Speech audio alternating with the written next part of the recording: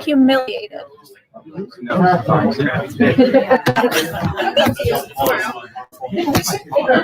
What?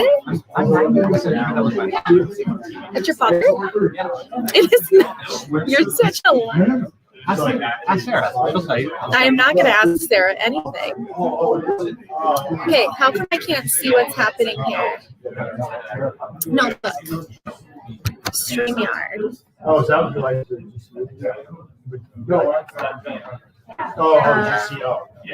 Share screen. Yes, I want to do that. Okay. Is that, am I doing it? Getting the front page.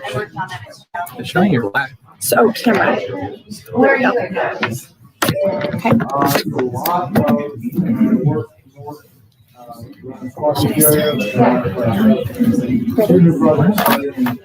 Just give us Ready? Who's that?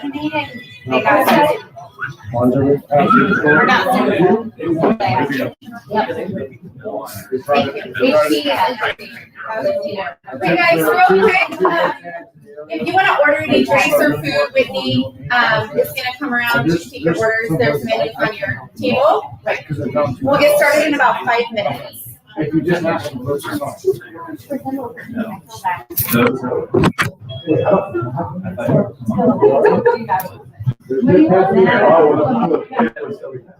Oh, girl. There's a lot of stuff that I do. Does it tell you how many people are on? Yes. Mm-hmm. Yeah, we have, I guess we have an upgraded SAM account in our company. That's what we're using. I know. It's like $100. I think forever. I'm just kidding. I don't know. Wow. Yeah, it'll tell you how many people, and then we're recording it. So we're going to send this recording to all the panelists, and then we'll put it on our Facebook page too. So that way, if you wanted to pass it along to anybody, put it in your emails. Show what a superstar you are. So what did you see like coming back? Dude, it's It was not anymore. I know. That's why I'm starting to get suddenly all the texts and emails again, like, hey, random email. Yes, I know. I'm like, It's all ramping up. Is it because people are out buying them or because the foreclosures and short sales are starting? That's what I mean, it was already on the uptick. I'm concerned about that. I know. I mean, It'll be good for. selfishly. It'll be good. Yeah, Ferrari. But it will be. But it's not going to be like 2008. It's not going to be like Well, that. no. So You don't have like the crazy. there's no adjustable rate mortgages or anything like that. So we should be okay. We could use an adjustment. Yeah, we were already ready for one before. Now, Yeah, we were ready last year. I'm like, this is crazy. These prices can't continue. and then, but we're like, wow. I'm gonna sell my triplex. Oh, really? Is it rented? Oh, yeah, it's been rented for years. It's been rented on account. Aren't you cash flowing? Oh, yeah. Why are you selling it? Because it's top of the market? Why all of a sudden all the time? I know. Everybody wants to talk to Adam. No, I've been waiting to hear from these two guys for 15 days. My clients, and you haven't been answering. Too late. We're starting now. I'll call back later, yeah, just top of the market. I mean, it's cash positive. We're getting like 1,400, which is good. What's your cap rate? I run it. You should. Well, yes, of course. I'll have You to should find out what it is, because if you're I mean, I'm looking at 75 now. My mortgage is like 200, place worth 5. you're netting 400,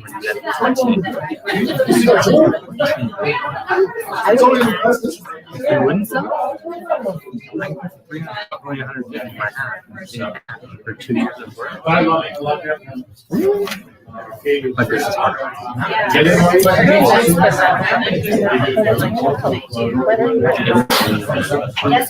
I'll sell it to somebody who wants to rent a property. sell it really high. Yeah.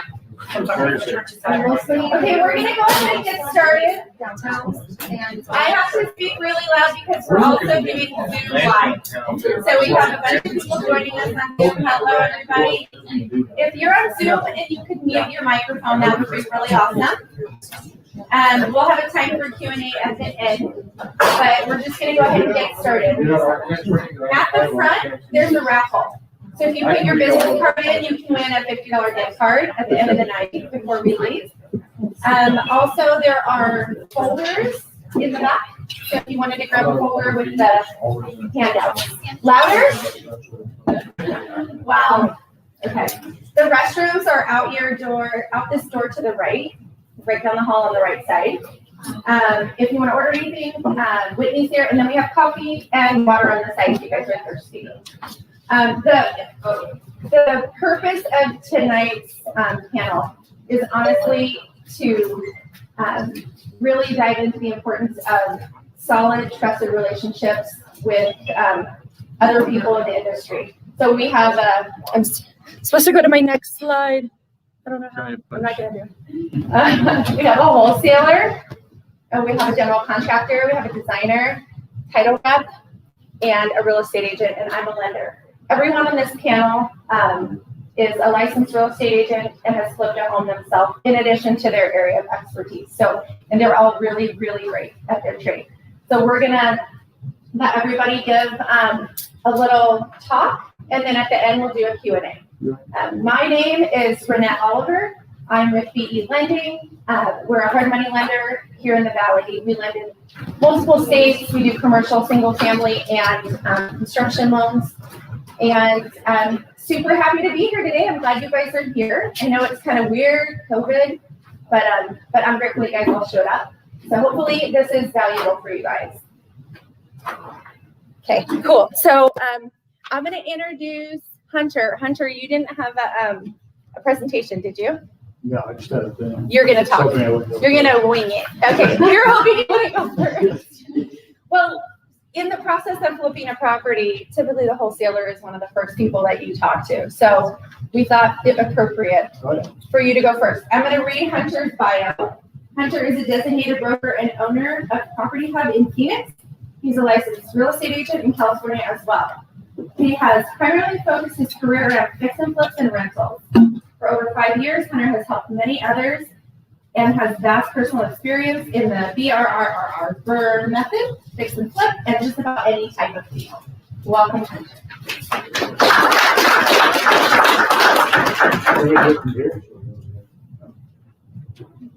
So we had I don't know if you guys all grabbed this, but they should be in the folders back there. So yeah, I'm a broker. I've done wholesale fix and flips for about 5 years now. Been part of like 800, just over 800 transactions. So right now we've got 6 or 7 flips going on, and a couple of rentals that we're going to remodel and run out after that. So, but primarily what we do is sell houses to flippers. So if you're looking for a deal, that's what we do. And I was going to run through it, just analyzing between doing a fix and flip or a buy, renovate, refinance, and then rent out. So if you guys do have these, I've got bullet points on here of that. If not, I'll just run through it with you. So obviously, when you're looking at a property, obviously everybody gets a lot of deals from wholesalers all the time. And you have to kind of look at it and decide what's going to make sense for a flip. Can you buy it as a rental? Right now, with the market going up as fast as it is, and prices getting kind of out of control. Personally, for me, we've been looking at deals that we know if we do flip this, but something happens with the market, we can still refinance it out, rent it out, and it's going to cash flow. We're not going to lose all our money.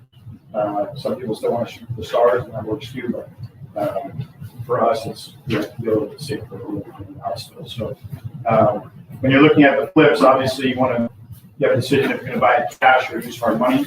I'm actually going to line of credit on a property with Renette right now that we have in Scottsdale. So we do those two. I tell a lot of the investors that I work with, if you're going to buy something cash, a lot of people think they can do it. Might have 250K or something like that in the bank, but they're not factoring. Did you see that? Oh, COVID. Typically what I tell investors, if you want to buy it cash, you better have enough money to buy it, do the rehab, pay for insurance, pay for utilities, pay for lender's costs that you're going to have. You should probably have at least $25,000 on top of it, just for your flip, not in your bank account. Most rehabs, everybody that's done rehabs, knows go over. You should go over 5, 10 or more over what you say. So hard money, obviously, in my opinion, is the best strategy to go. you're gonna get a higher ROI. It's gonna be exponentially more, whereas in our market, if you're doing a flip, you're gonna get anywhere from 8 to 12% net ROI by cash. On hard money, you can get 30 to 50%. So if you're gonna go hard money, obviously the biggest things to look at are your lenders. So you don't use the lenders, they might kick you out of here.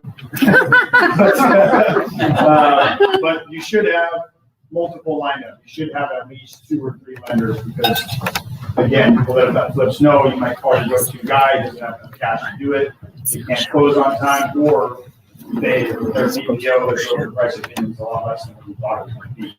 And then you're getting way less money than you thought. And then you're going to come out of pocket, you're scrambling to find a gap funder or something like that to give you the money. So to me, I would say that's a good to go through one of those. But I have some notes on here on comping houses. That's not really what I want to go over, but I just put it on there so you guys can see. But when you're comping for a flip, obviously the most important thing is your ARV, your rehab, your purchase price. Everybody knows that. And a lot of deals that I've seen come from wholesalers lately. Is this just me? And I've seen some investors buy properties like this too, where they miss out on, maybe they miss out that the lot size of their house is 5,000 square feet, but all the comps are 10,000 square feet. And that crushes them on the resale. So there's a lot of little tips in here on things to look at, like lot size. The other thing that I see a lot is price per square foot. Right? People will take 1,000 square foot home, take that price per square foot and use that against their house, which is like 2,000 square foot. And then it makes the ARV exponentially higher than it should be. So paying attention to that is pretty important. And right now, what we've been doing lately that I've noticed with the market the way it is now is looking at actives in the area. I used to never do that when you go 6 months back, half-mile radius, not across major streets and all that. With the market being so hot, most of the properties are going over list price. They're waiving the appraisal contingencies. You're getting a bunch of offers first day on market. I'm seeing a lot being taken temporarily off market because they don't want any more offers. So what we're doing is we're expanding it a little bit. I'm going like 2 miles out looking to see what's for sale. But like, what can you buy? If I think it's worth $250 and I do a 2 mile radius and the cheapest active is like 300,000, I'm pretty confident I'm going to get $250 because you just can't find it. Obviously, you don't want to bank on that, but it's something that's shifted in for us to be able to buy an extra 5+ houses a month or do an extra 5+ wholesale a month. And it helps out a lot. So we're using that same, everybody wants 20% gross ROI, but right now we're not hitting that. So with those, the most important thing that you guys are seeing is contractors right now that I've seen. And my biggest recommendation is going to Home Depot, looking at the cost of materials, things like that. With wood, 2x4s are gone up to like $7 at Home Depot. It's just jacked up the prices. When you're doing framing and things like that, and you think, oh, I'm going to spend $5,000, you're spending like $7,000. Rehabs and Phoenix, that's going to kill you because the margins are so thin. So knowing the pricing on Home Depot, knowing your contractor is going to be there because they've got a lot of other jobs on new builds. They're looking for D.R. Horton, KB Homes, building all these homes. They don't need to go to your investor job where you're paying them half as much as they're getting. A lot of commercial properties being built too. So having multiple subs, multiple GCs that can go to do it and be reliable, that's right now, that's the biggest struggle that we've had. Is having projects all over here. The guy said he's going to do it. It's always a problem. It's all worse than it used to be. So you didn't even know the material cost is a big difference. And also understanding that now you really don't have to recapture the top. You don't have to. You can put in a little bit, not as nice as that. You can put in, on the last 2 that we've done, we've refinished the Formica countertops. It's like $450 and you just paint it. Kind of looks like granite. The contractor just scratch it. It doesn't look as good, but it saves you a lot of money on it. And people are going to buy it. Little things that we used to do, we don't do anymore. And they still sell. And that allows you to buy it for a little bit more, because I'm sure you get all those deals, like this wholesale bill is terrible, and it's gone in 2 seconds. It's because investors are shifting to do those rehabs, which kind of rolls right into the bird method. The way that we're looking at these now is if we're going to come in and we're going to do a flip, we want to make sure that we're not going to over rehab it, but we want to make it rental ready as well, because if something does dip, we know that we have a backup lender that can refi right out of our hard money loan. If you can call Renette and it can refi out, or they know you're going to refi out the whole time, then you can get your money back and cash flow, or at least break even on that. And then you're not going to lose it like what happened in 2008 when the market crashed. Everybody lost all their houses, and they couldn't rent them out. No lender's gonna go get any money for that. So having that money lined up is huge. And what we've done on these rentals is it used to be like that too, but on the rentals, you used to kind of be able to go on the MLS with whoever's a realtor in here or has a realtor in here. You used to kind of be able to go on there and see like, okay, this is what rents are for in the area. There's barely anything listed on MLS for rent. So I've used Rentometer, but I try to cross-reference that against, I look at Zillow, I'll look at Craigslist, and for the ones that are obviously scam rentals on there. But Rentometer is a good one in MLS, and we'll just kind of look. I'll go a year back and just make sure I can get the right amount of cash flow, factoring into property management, all those costs. But when you're running all those numbers, the biggest thing that I see with them is if you're going to do the BRRRR method, you want to make sure that you're going to have a low points up front or no points up front. And it's okay to go with a higher interest rate on this because you're only going to own it with that hard money loan for a month. So I've seen investors that say, well, I want more money. I want to get more money from the lender. They're going to pay 2 points to some lender, own the house for a month and pay 10% interest, but you're paying an extra $3,000 or $4,000 because you're going to refinance in a month anyway. So if I'm getting a hard money loan and I know that I'm going to get a refinance right away, I'd rather pay no points or $500 or whatever it might be and get a lower fees up front and pay higher interest rates. It doesn't matter. That's the biggest thing I've seen people do. Is that $3,000? That's money you can use for the origination fee when you refinance out into your 30-year mortgage. So those ones are those are the biggest things I've seen with those. But the one I wanted to run through with you guys is some of the creative financing stuff, just because I've seen most of you guys, I'm sure, have seen on Facebook a lot of creative financing ads, subject to, everybody's going to be a millionaire, using subject to 1,000 properties or lease options and things like that. So I did a subject to recently, and I walked through it and I put all the numbers that I had on here, but it was a condo that I had on, it's like 36 in the Dow. It was a listing that we had. We listed it for 140. We got offers at 140 right away, and it appraised for 120, which doesn't make sense. But we try to get a second appraisal, which you can do on an FHA loan. I've done that before. You can do a second appraisal, and then sometimes you can do a third on, but you have to rule the original appraisal to be complicated. So it's kind of hard to do, but I've done that. But instead of doing that, we said, well, we'll just take it down subject to. Wait till subject to. We'll try it out. So we did subject to. The lady that we bought it from, she owed $95,000. We gave her $19,000 up front, and then we did about 2,000 repairs to it because we were going to lease option it to somebody. And then they called the loan due like a week later. Which can happen with those. They say it's rare. Yeah. But what happens is if you're going to get on a subject to deal, some of the stuff they don't talk to you about is you're going to get insurance on the property. And the lender typically, if it's Wells Fargo, it's a bigger bank, they don't care about who's paying it. They don't even know. You go through a servicing company, as long as they're getting it, they just want to get their investment back. They want to make their interest on that loan. But if you got to keep the original seller's insurance in place, and then you pull out an insurance policy on the house. So when you pull out your insurance policy, then they might notify the lender. The lender's going to call the loan. It's actually not what happened with ours. Our seller had some small-time lender. He was like a private lender type of guy. So he was checking. He saw that we sold it, called the loan due. So now we're 21 grand out of pocket for repairs, and now we owe $95K before he's going to start a foreclosure process. Which on a subject to, I don't know, is everyone in here familiar with those type of deals? Or No, I've heard of it. no. Subject to is, in a nutshell, is the seller. You go to a seller, you tell them, hey, I'm going to take over your payments on the house. I'm going to take title to it, so they'll sign the deed over to you, so it goes into your name, and then you pay their mortgage. So their mortgage stays in place in their name, but you own the house, and then you make the payments through a servicing company on their mortgage. And then typically, those are going to be, it's either going to have a good rate or it's going to make sense. And then you can just go out and rent the property out to somebody else and cash flow. And then you don't always have to come out of pocket. It's an easy way to get rentals without getting approved by a bank for a 30-year note or something like that. There's a lot of things that come along with that I'm pretty confident we'll see here if the market doesn't give it whenever it does. Because if the bank goes to foreclose on you and you don't make those payments, the seller's the one that gets foreclosed on, even though you own the house. So, a lot of people own a bunch of them, but if you can't float all of those mortgages, you have a lot of sellers coming at you saying, I'm getting foreclosed on. It could be trouble for you, but that's what happened to us on that one. So what we did was we actually refinanced it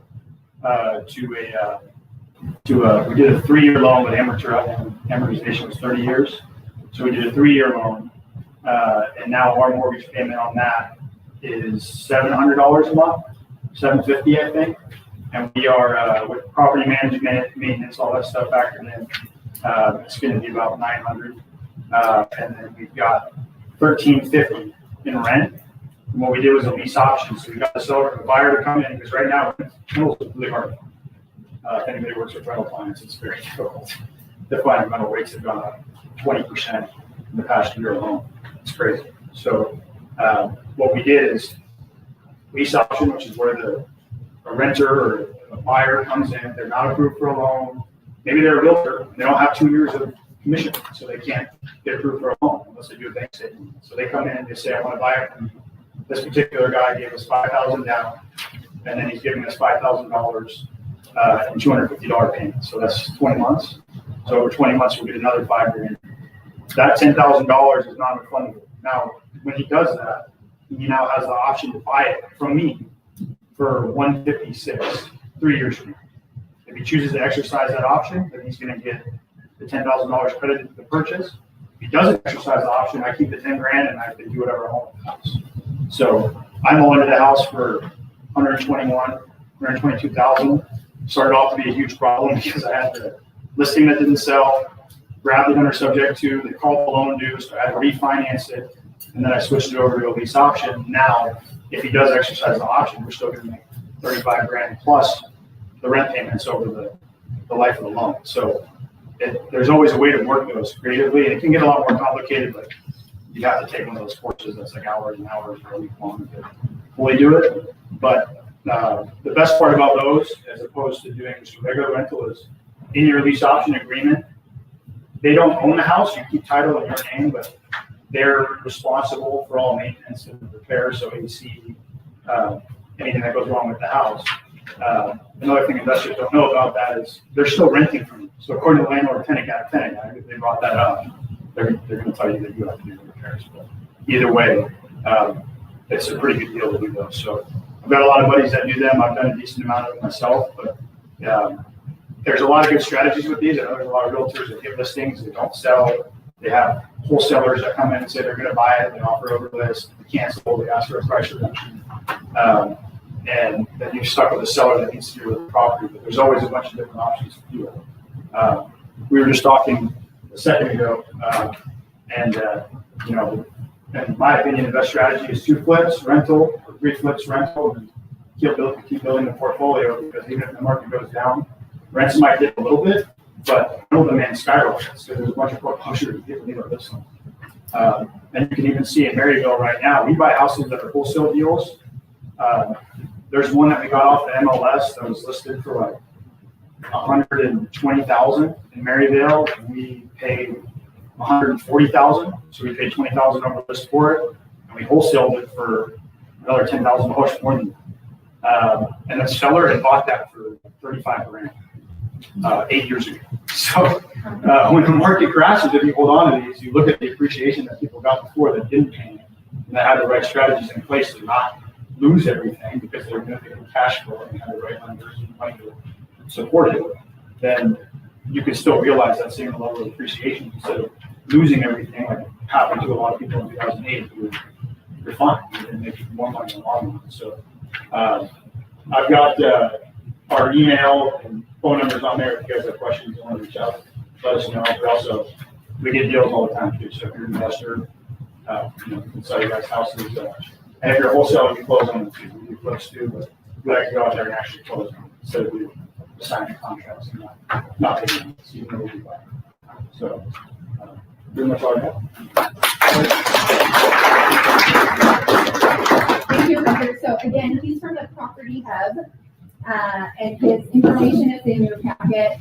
If you're on Zoom and you want the information for Property Hub, just shoot us a message and we'll get it to you. Get on his list. Get on his email blast for wholesale deals. He's a great resource. So thank you, Hunter. And I've done some wholesale deals with him. Great guy. Travis. We're going to forward a little bit just because a lot of the Zoomers are having a hard time hearing. Okay, so we're going to speak as low as we can. We apologize. Travis is a general contractor. He moved to Phoenix in 1978. He has seen the city grow. He's a proud husband, father of 4. Was introduced to construction by Dean Phillip at age 13. After college and a few years in the corporate world, he came back to his passion. Travis now owns Scorpion Construction as a licensed general contractor, luxury flipper, and is currently working on obtaining his real estate license. He's been contracting for 22 years. Scorpion Construction builds ground-up houses and also does major remodels. Travis prides himself on completing high-quality work each and every time, doing it right the first time. Welcome, Travis, who might actually have sawdust in his name, right?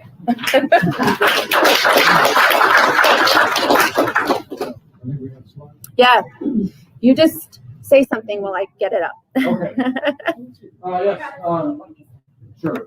My name is Travis Matthews. I'm the owner of Scorpion Contracting. I have a B license, which means that I'm licensed to do all residential and small commercial. There's main license are A, B, and K. A is engineering, B is residential, and K is commercial. My hope is that you learn something from my perspective today. I see houses a little bit different than I used to when I didn't know what behind all the walls. So, next slide. This is my wife. Okay? These are all my kids, my wife, and dogs. So, so these guys, so my wife and best friend right here. My family kind of keeps my business in perspective. I know I'm doing this for my people, so I have to come to my business and what I do for people and the quality I put out. I have to keep my name great, and it's because of these guys. Oh, speak louder, Travis. Sorry, we don't have a speaker microphone. So she mentioned Dean Phillips, and if you don't have time to build it right, then you're going to find the time to fix it. That was one of his motto. I started sweeping floors for him when I was 13 years old. I worked 4 summers for him. When I started, it was really cool because my parents were doing an addition, and I instantly took to it, and I was actually going around. I would collect all the nails that fell. So I actually had a nail collection. Fell in love with the business and learned a lot from Dean over the years. So that's kind of like where I come from and why I do what I do. Next slide. So there we go. So I'm here to say or answer the question. So when do you or your clients walk away? So you go to a property, when is it a good time to walk away? The simple answer is when the purchase price plus the rehab, if they don't come even close to ARV, if they're not way over the or if they're over the ARV, then you have to walk away. Every every property has a value. Okay, so it's a matter of how much it's going to cost to fix it.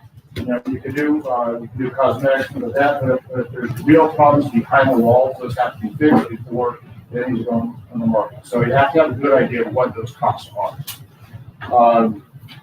So just real quick, I'm going to run through some systems real quick before we go to the next slide. So with electric, okay, do you have aluminum wiring? Your biggest tell for a house is what year it was built. Pre-1970, you're going to have a lot of different codes that were back then. Depending if they had additions through the years or not, or if it's actually original. So is the wiring aluminum? Is it not grounded? Do you possibly have to knob and tube still? All of those things are completely out of code these days. If you touch it, you legally have to bring it up to today's IBS codes. So if you're just doing paint and flooring and getting out, you're not changing or moving electrical, you don't have to deal with it. If you're doing additioning or anything behind the wall, you have to bring it up to code. Plumbing is a galvanized rust, and you can't use it anymore.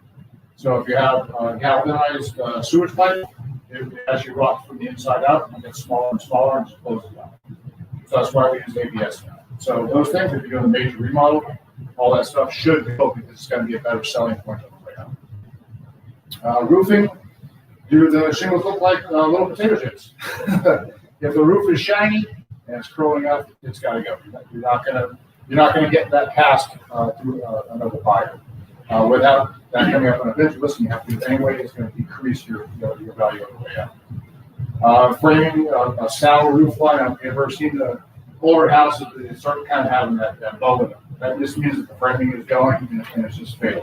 That can be a very, very costly fix if you're going to buy a property sight unseen or as is. You have to fix those things, and those can be very, very costly. So when you're doing your numbers, that might just take you right out of that house right away. There's no way. Let's go. Now we hit the biggies. Okay. So the next one.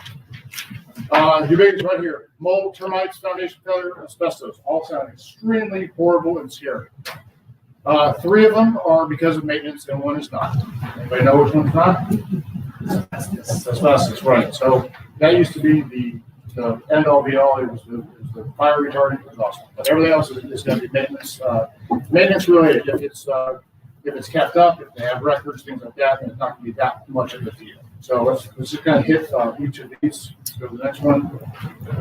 Okay, so mold, the first one. And that's what it does look like. It is pretty gross. So mold is just when moisture is trapped over time, and it's going to grow like that, and you never know it's there until your allergies start popping up, and then you open up the wall and you see this.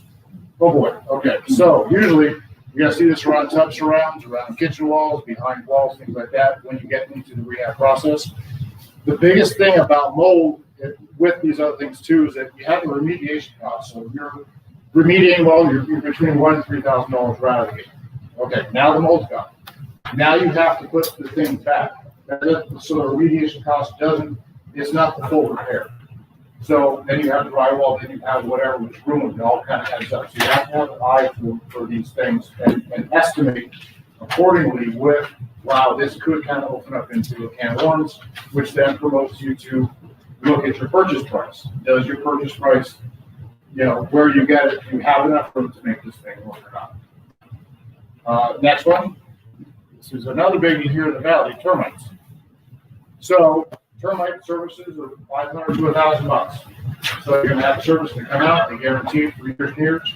If somebody has not been doing that and maintaining their house over years, and you have a termite infestation, it all depends on how long that house has been being eaten. So it could just be one board, it could be a header, and you open up, and then you fix that, and then you're fine. There's also cases where it hasn't been addressed in so many years, you could almost end up reframing the house. So just like mold, you have to get rid of termites, you have to serve it, and then you have to cut back all the way until you can start moving forward.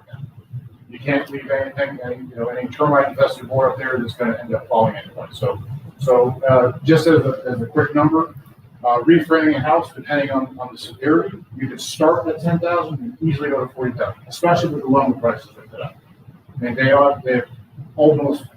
have more than double.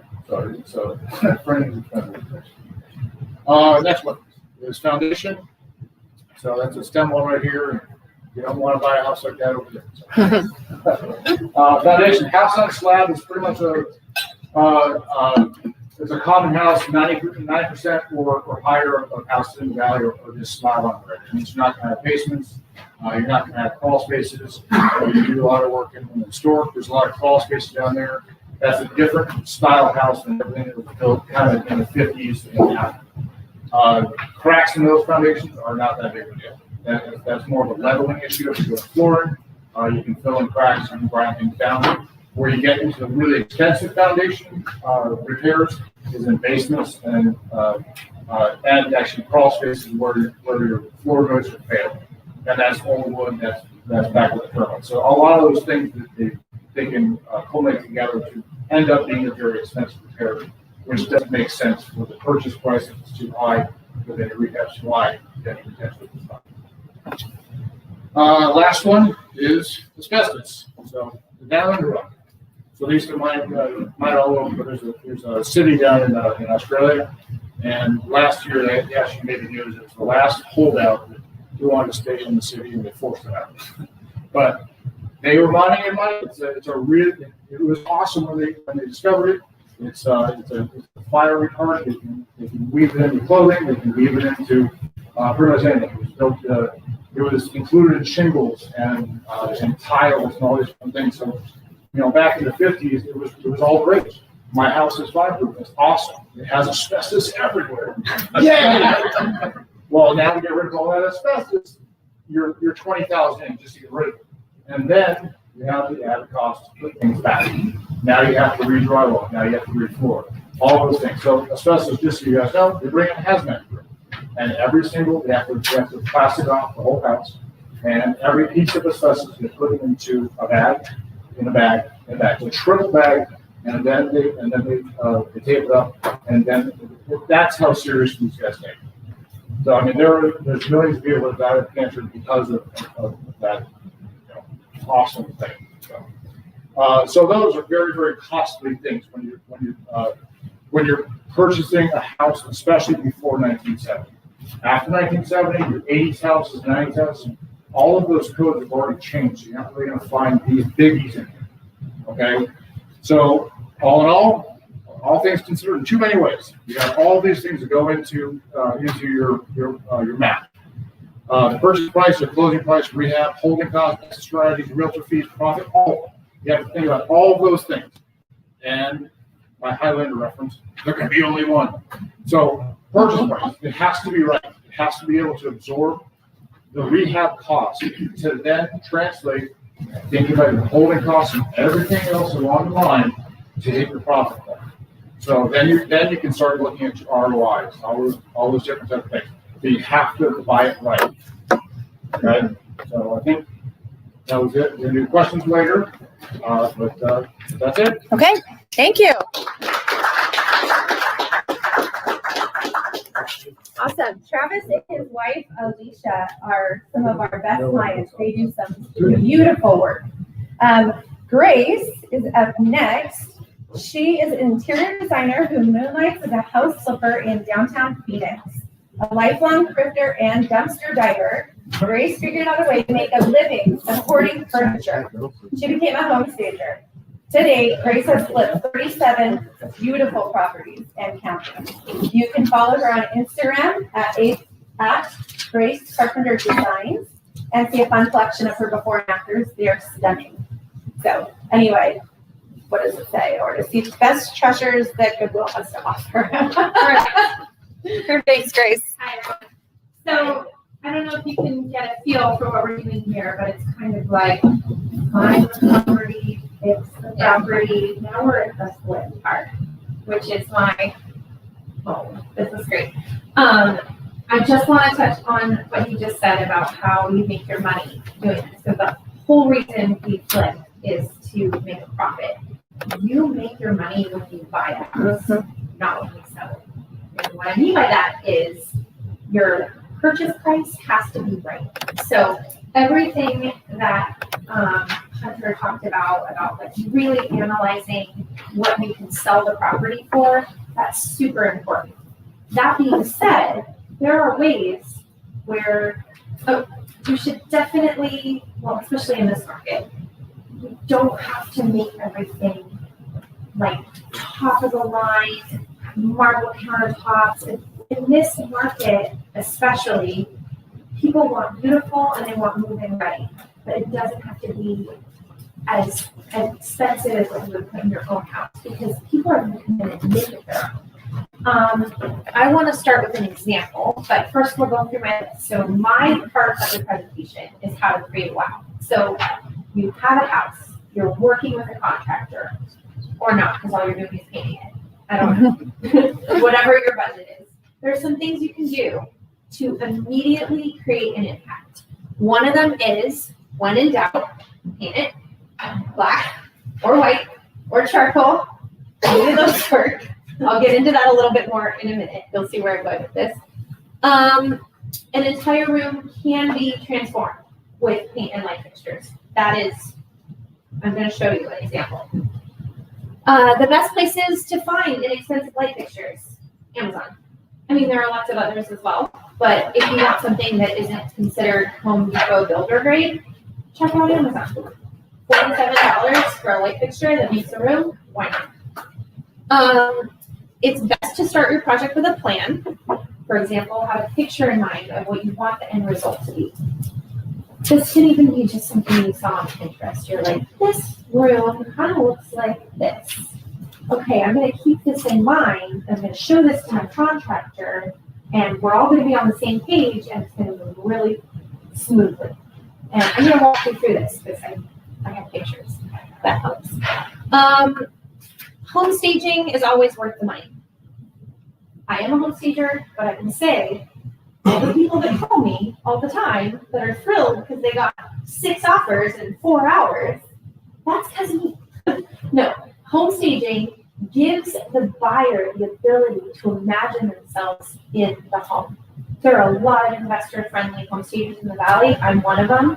What I mean by investor-friendly is you don't pay me until the house sells. Nothing up front. So, and then really competitively. So I do that to other investors because that's what I want for myself. You do not need to execute complicated or fancy designs. You don't. Most home buyers simply want somewhere clean and ready to live. That's it. Tried and true classics are always in style. Subway tile, marble countertops, wood floors, classic paint colors. What I mean by classic paint colors, a warm white, a neutral white, daylight gray, like this room. Try not to be too trendy in your designs. They're often not worth the money, and trendy pieces like shiplap tend to date pretty quickly. So let's go into it. Here's an example. I just did this house about 3 weeks ago. It's a historic home in Encanto Palmcraft. This is the before. This is the living room. As you can see, it's not in terrible shape. The whole house was just really dated. Nobody could really imagine themselves in it. The kitchen was bright yellow. So I was like, okay, it needs paint, a light fixture, the shutters removed. Go ahead and next. Remember how I said you have to have a vision in mind?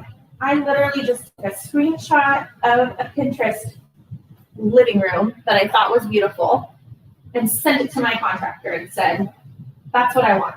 And he said, great, find a light fixture. This is mid-project. You can see just removing the shutters and painting the windowsills black and painting the room white made a huge difference.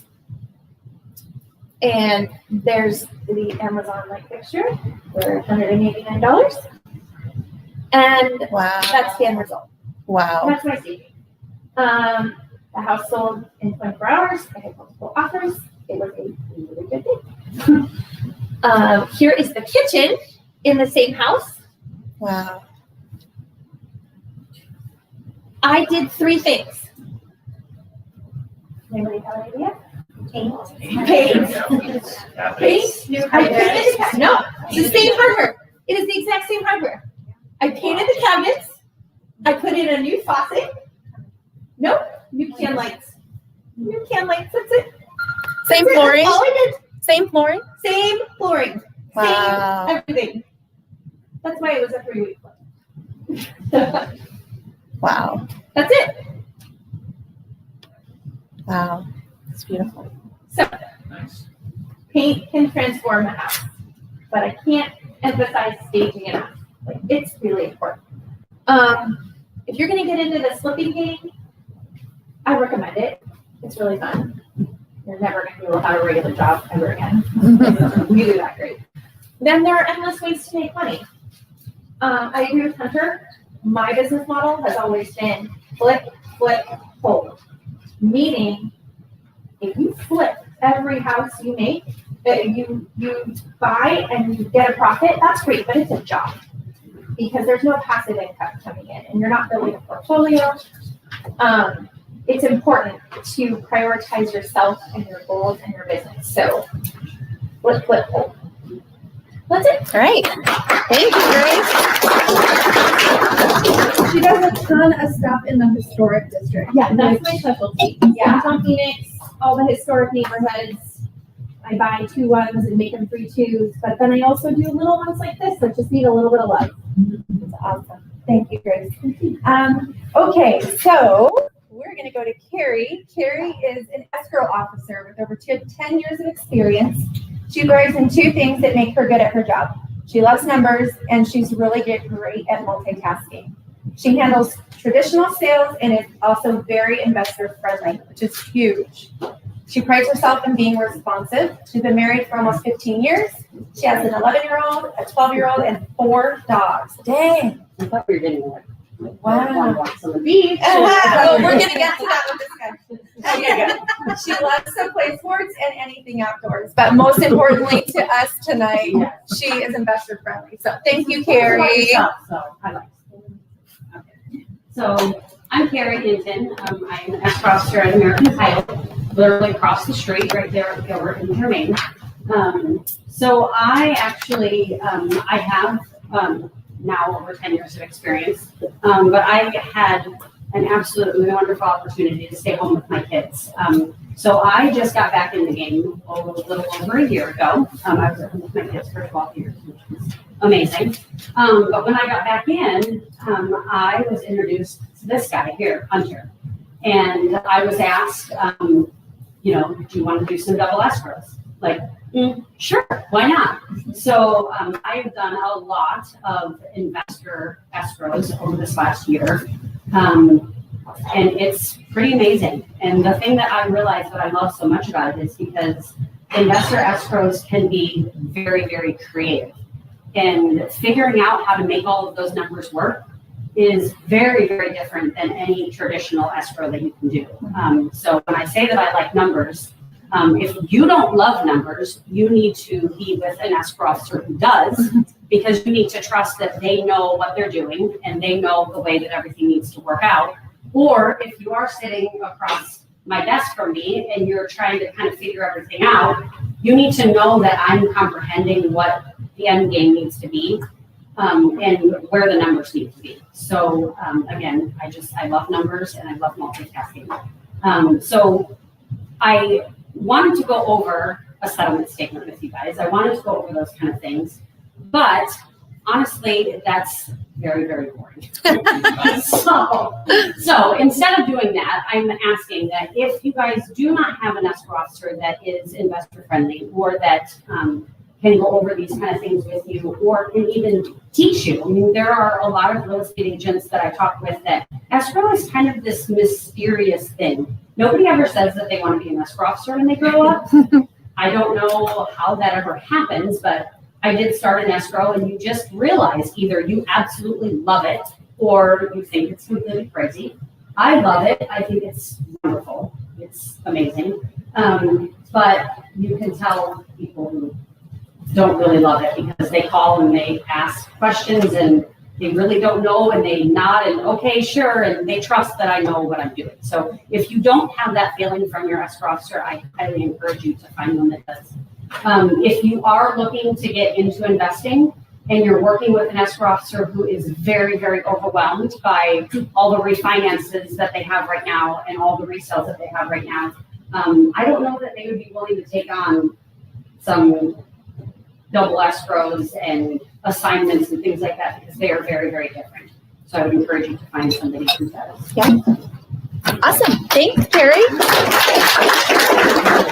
And she's right about that. It is so important that you have an escrow agent that understands what an assignment contract is, what a wholesale deal is, what a subject is, seller carry, double escrow closing. Like there's so many complicated things that go in, especially even if you're with someone like Hunter or the owner of our company, super creative. They think outside the box all the time. So my boss sometimes said, "Oh, we don't want to wholesale that. Let's just do I don't even know what he did. Let's just do a subject to." This is like 5 years ago. I'm like, what? I called the escrow agent that was investor friendly, and she was amazing. She explained it to me. What do I need to do? What paperwork do I need? I didn't know. And when you have someone that's creative and that can think outside the box, or if you're like that, it's really helpful to have someone who can match you. And even in the difference between a private money lender, a cash offer, and a conventional one, a lot of regular escrow agents are comfortable with conventional, but not so comfortable with hard money. They don't understand. They don't need a CD. That they just need loan docs. They don't know. So it's very important. So I'm glad that she's here and grateful. And afterward, if you want to get her card or ask questions, we'll have time for that. Next is Adam. Adam has been designing flips for 10 years.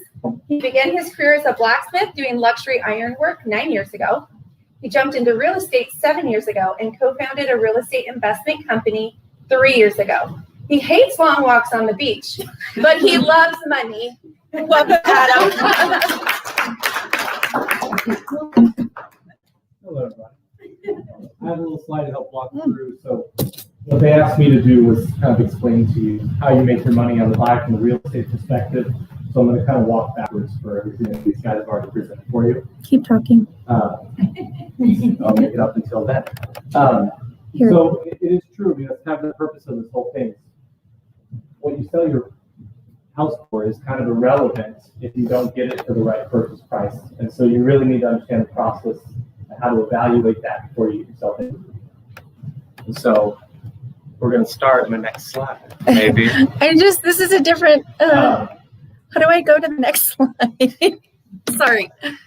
This is not PowerPoint, so. It is. It is? Well, it's a PDF of the PowerPoint. But how do I go to the next page? Oh, it's scroll. You got it. Sorry, smart person. Okay. I got it. Funny enough. So, like I was saying, the final sales price of your flip is irrelevant. What really matters is what you pay for the property when you purchase it. The famous quote by a very smart person. Grace Carpenter. Oh, yeah. Great. So, first step, identifying a good property. Everybody has heard the term location, location, location. We say it, we know it for a reason. The longer you hold on to the property, the more you are spending in your carry costs and the money you're paying your investor, in your taxes, your HOA, whatever those fees are. So you want to buy somewhere people want to live or want to purchase and keep as a rental. That needs to be a priority for you. Square footage, lot size, those are important, but you can make a ton of money on a condo just as much as you can on $1 million home. So don't let that deter you. Let the math be what drives you into what size and what type of property you purchase. Existing condition takes us back to what our friend the contractor was talking about. You want to spend your budget on the pretty things, on the grace items of making things really beautiful. You don't want to spend it changing out the aluminum wiring or fixing a collapsed main line to your property. You have no choice but to make those repairs. So spend a little extra time, spend a little extra money on your inspection. Make sure you understand what you're buying, what's inside the walls, pay for the scope. Please pay for the scope of the plumbing, understand what's going on with it. And then the final one, selling features are really important. If you can buy a house that already has great architectural details, that's going to help set you apart from the other comps that are on the market. Or if there's a way for you to create them, talk to your GC, talk to your interior designer that can help you create those moments. It's going to make a huge difference in how fast it sells, how much money you get for your property. We've moved on. Pulling costs. You're good. Talk to your realtor about property. Find something you think is awesome. Have them do a CMA, which is a comparative market analysis. This is where they're going to kind of pull around same size, same lots, same area of town, and they're going to figure out what the house is really worth, what you should get out of it. That'll help you decide your purchase price to a degree. You're going to use like properties. This is stuff they know your realtor will guide you through. And then pay attention to the level and the quality of the renovation. If you pull a comp that's renovated to the highest level and you're only going to do it to a 5 or a 6, you're not going to get the same money out of it. But what they were speaking of earlier, right now in this market, things are going so fast. You don't have to buy the most expensive appliances, the nicest countertops. Your home's still going to sell. Your margin's going to be the same. It's a balance, and you'll have to figure that out. Talk to your general contractor, talk to your realtor, figure out what those numbers are going into it. And then you'll get to assessing your ARV, which is your after repair value. This is the most important part. That's figuring out what you can realistically sell your property for. We'll go to the next. Okay, so determine renovation cost. After you find something you think you're interested in, this is going to be your next step, really understanding what it's going to cost you to fix it up. So consult an interior designer. you want to understand what people are doing currently. You want to do things that are timeless. You don't want to fall into a pit, like Grace was saying, doing trendy stuff. It's going to date itself and it happens quickly. And pay attention, follow people on Instagram, interior designers. They're designing stuff 2 years ahead of what the general public thinks is cool and what they think they want. You want to design to that level. It will make it timeless. It'll make it run longer. And if you're going to buy and hold it, it'll hold its value when you go to sell it. And then educate yourself on appraised value of upgrades. You can add money to a property by adding a bedroom, by adding a pool, but you need to understand what that threshold is. Don't spend $50,000 on a really cool pool if it's only going to add 30 grand to your house. You just cost yourself $20,000. And then construction costs. This is why you need to work with a general contractor, but also so you don't get sued. But you want to understand what your labor and your material costs are going to run you before you get into the project. Don't assume it. I'm sure most people in the room didn't know. Like they were talking about, the cost of lumber has doubled just this year. It's much more expensive to flip houses today than it was a year ago, 2 years ago. So don't assume, talk to a GC. And talk to your GC about permits. People don't think about them. They're not cheap. You do need them. And if you build something unpermitted and the city catches you, they will tear it down. You will pay for it twice. So please. And then add a minimum of 10% contingency to your estimated cost. Really run the numbers, what you think it's going to cost you, add 10%. If you don't end up using it, you made more money, but you would. Right? Yeah. Things will happen. So design competitively for market competition and sold costs. So we'll start with this first one, the appliances. If you're doing a house in Arcadia or Scottsdale, your next door neighbor has Sub-Zero appliances, and you throw some Samsungs in there, you are not going to get as much money as your neighbor. Sliding doors, bifolding doors. If you're doing a house for $300,000 in East Mesa, you can put in a slide door. You don't need to spend $8,000 on a bifolding door. You're not going to get that money back, but you might in certain markets. And same with laminate and hardwood flooring. The value of them and the cost of them are not the same. So understand your market and what that area requires of your floor. Okay. This is on a personal note. Stop putting barn doors in your house. Never put them in bathrooms. They don't seal. They don't lock. It's absurd. I'm just tired of seeing it. Next slide. Determining return on investment. So there are lots of people up here in this panel that are financing their own investments. Most people starting out are going to get an investor to fund the project. So self-funded, most of us do flat dollar amounts. I need to make $40,000, $50,000 for it to be worth my time investment. Invested funded returns, Renette will get into hard money versus private money, all those things. I'll let her handle that. Most people are running on a percentage return. That can go one of two ways. There are flat percents. I need to make 12% of my money.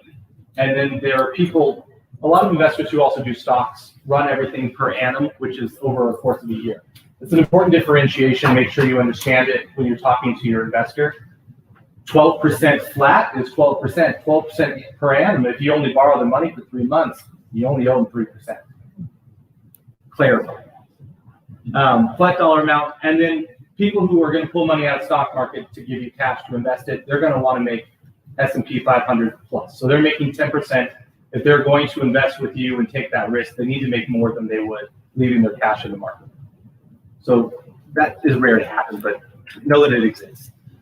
So the private money ROI example. So your investor is going to lend you your purchase price of $285,000. Your renovation is going to cost you $45,000. So they're giving you $330,000. They want 12% flat, which is $39,600 return. So due at closing to your investor is $369,600,000, right? So all of this beginning portion takes us to this. This is really what I'm speaking to you about, is your max purchase price. This is what's going to make or break if you make money on your investment or not, and if you can continue doing it. There's a lot of people. Great. It does. It weeds people out very quickly. There was speaking earlier about ARV, which is your after repair value. That's where you need to start with figuring out how much you can pay for it. You need to know what you can get for it on the back end. And then you're going to run your carry costs to produce your renovation, your desired profits, and then your selling costs. So carry costs, property taxes, insurance, HOA, utilities, which a lot of people don't factor in, please do. Because if you hold it for 3-4 months and you're burning through electricity on contracting, that money adds up and it eats from your profits. Renovation costs, labor, materials, permits, please pull permits. Desired profits, so your minimum. Don't shoot for the moon when you're figuring out your max purchase price. I want to make $100,000. We all do. You need to make a minimum of 30. That's the number you need to calculate. And if you make the 100, good for you. But you're covered when you're figuring out your formula if you structure it off your minimum. And then your selling costs. Sellers pay real estate commissions, closing costs. And then I always advise people add a little bit of money for miscellaneous costs. In this market, we're not doing seller concessions. We're not really doing home warranties, but we used to. And we will again someday. And if you're planning for that contingency now, it's a little more profit for you, but you're protected if that market flips on you while you're flipping your house. Can I just say, as a flipper, I always pay for a home warranty for my I buyers. do too. It's just good practice. It is. It's good business. It's good business. And it covers you Yes. from being sick. CYA. So here's just an example of what we just went over to give you the math of it. Your repair value is $400,000, your carry is $800. You spend $45,000 renovating it. You want to make 40 grand closing costs. So your max purchase price needs to be $285,200. Remember this $285,200 for our next slide. 70% rule. If you listen to a blog or you Google how you flip a house, you're going to run into this. I don't like it. I don't think it's a great way to run your models. You need to figure out your max purchase price in the way that I described earlier. But this is a good way to check your math and make sure it's okay. So with the previous example, if you did the 70% rule, which is you take your after repair value, you subtract your renovation costs, and you should pay no more than 70% of that number. So our previous example, that would make your max purchase price of $252. But we know at the $258, you were still making $40,000. So 70% rule would tell you not to buy that house, but you've cost yourself 40 grand. It's still a good deal. So use it to check yourself. Don't rely on it solely. So here's a quick example, a flip I did a long time ago. It's in Old Town Scottsdale. The list price was $295. I thought I can make some money. This was the comp that I pulled for at the time. It is sold for $415,000. So we had 120 margin. So when you find a comparable that you're going to use to gauge what you can get for what your work, you want to look at the differentiations between what your property has and the property you're using as a comp for. So this one had nice laminate, and they moved some walls to upgrade the floor plan, make it a little more open concept, updated bathrooms, of course, countertops, those types of things. So that gave me an idea of the level of upgrade I needed to do to be competitive and to get a similar or more for what I was using my composite valuation. So here's some examples. Itemize everything ahead of time. Your plumbing, your lighting, your flooring, your framing. Understand those numbers.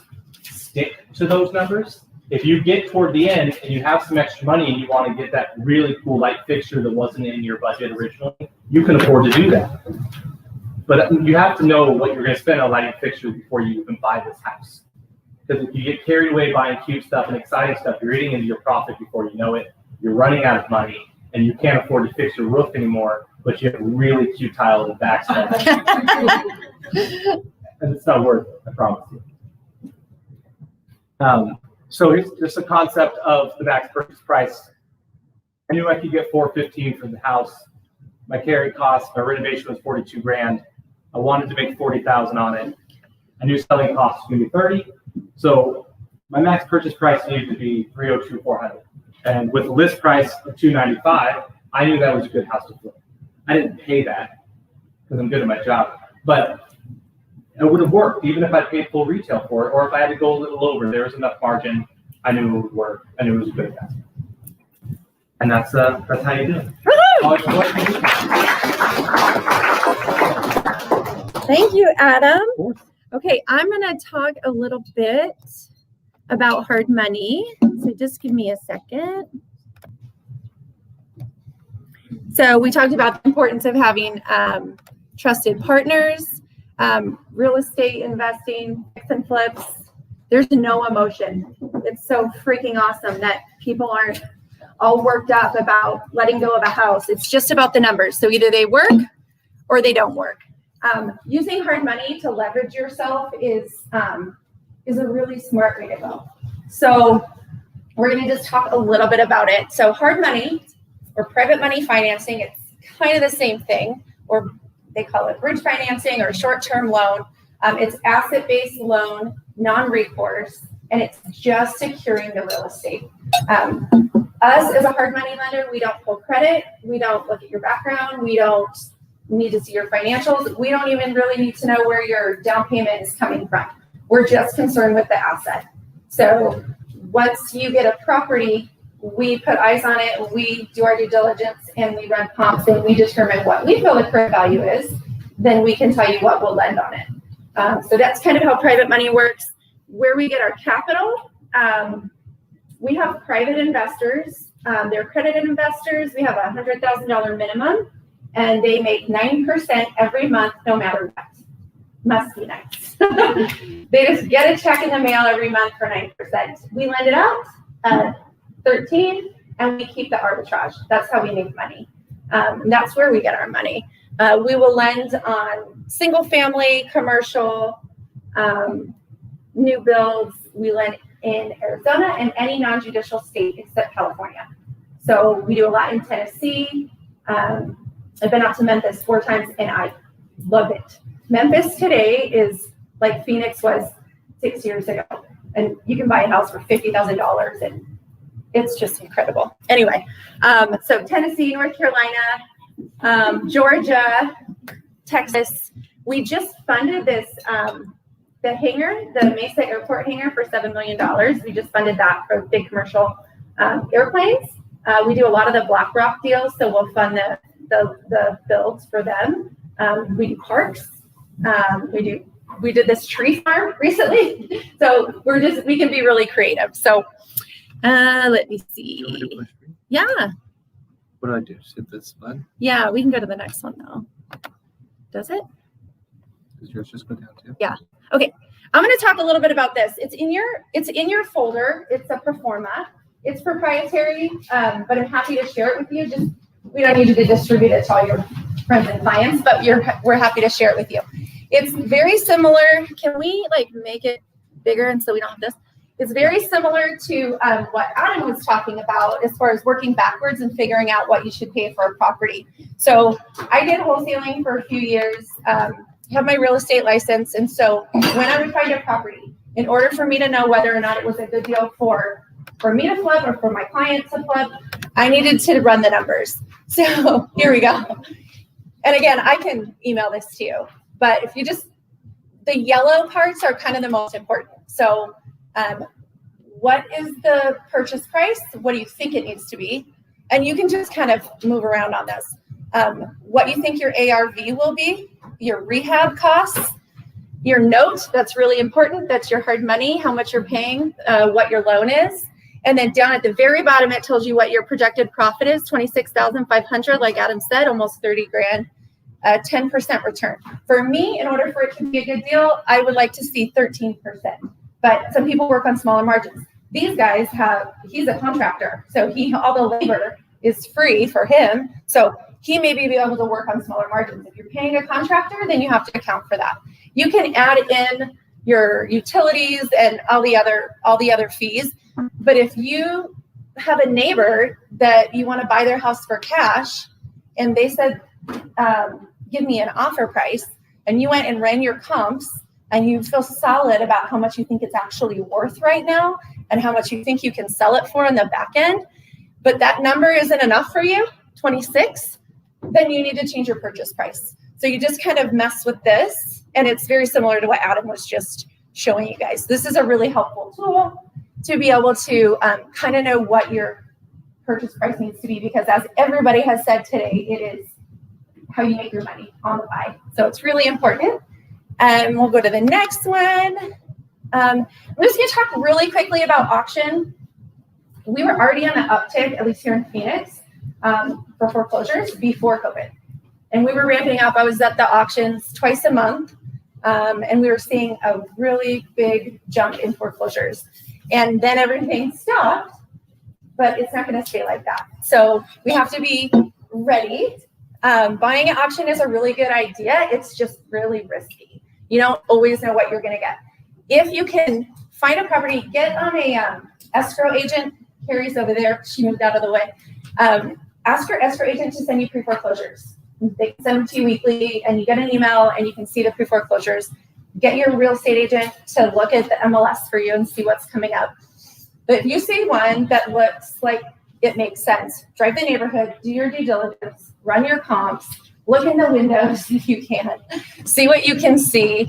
And if it makes sense and you go to that site I just showed you, you plug those numbers in and you're like, well, if I get it for $225, even if I just slap some paint on it, I'm good. Then auction might work for you. We can fund at auction as a hard money lender in Phoenix because it's 24 hours to fund. In Texas and Georgia, I think they want you to give them the money on the steps right there. And we can't do that, but we can do it in 24 hours. So you got to make sure you have a non-refundable $10,000 cashier's check made payable to the trustee and or yourself in case you don't get the property. If you win the bid, you give them the check, you call me, you tell me what your all the information, what your plans are, what your exit strategy is, and we fund it in 24 hours. So that's kind of how it works. There's a little flyer in your pamphlet about buying at auction. Oh, sorry. That's done. So I'm going to talk.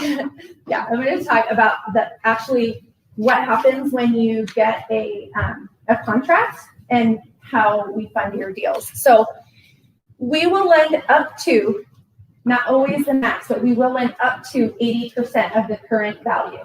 We do not lend on ARV. Some people might, but if we lend on the ARV and you get in and you tear it down and then you leave, we're screwed. So we don't want our investors to lose money. We don't want you to lose money. We certainly don't want to foreclose. We're not in the foreclosure business. So we will lend on the current value of the property. And again, we're all licensed realtors, so we don't charge you for an appraisal. We do it ourselves.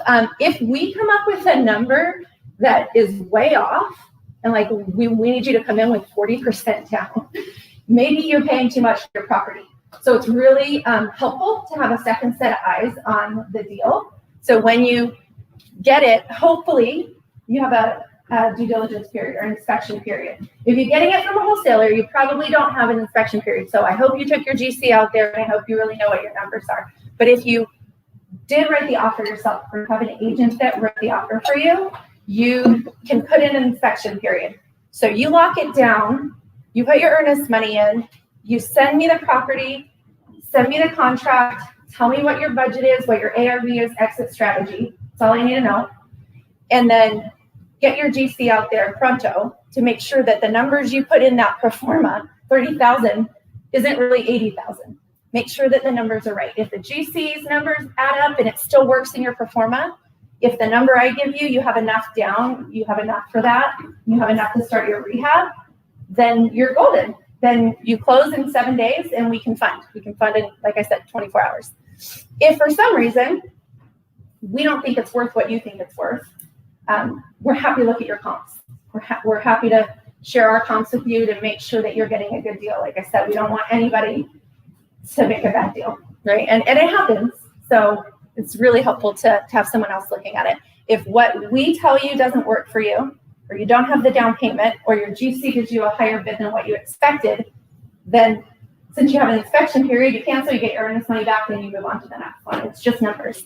So that is kind of the process. It really does work that quickly. In fact, if before you put in an offer, you need a proof of funds for your offer, just let me know. I'll send it to you. You submit it. You get it under contract. We give you a loan approval, and we get it going through title, and we close. Just like that. Again, we'll go up to 80% of the current value, and we will also do up to 80% of the renovation costs in reimbursement draws, which means you need to get your 20% in and then do $10,000 worth of work, at least, in order for us to give you a $10,000 draw. And after that, it's 100% reimbursements through the rest of your project.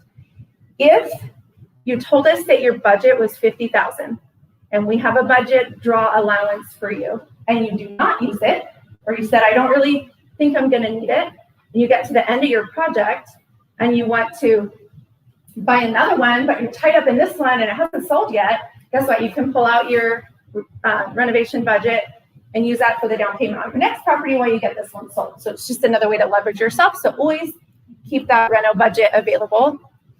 So yep, up to 80%. And then we will cross-collateralize, which is part of the creativity that we like to do. I think it's pretty unique. Not a lot of hard money lenders do, but we will cross multiple properties.